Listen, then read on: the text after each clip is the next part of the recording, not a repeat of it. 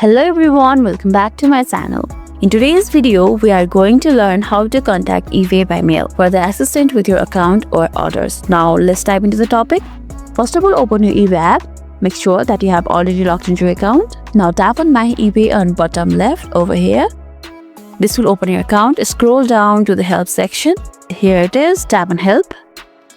Then you will be directed to the help and contact page. Here you can search for the issue you are experiencing. If you can't find your answer in this list, scroll down and there's a contact us option, tap on it.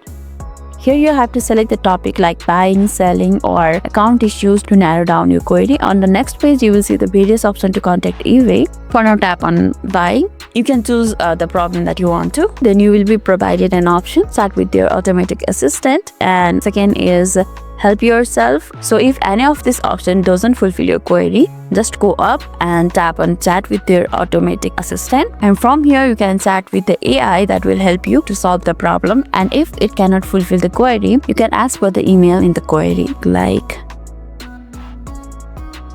then tap on send.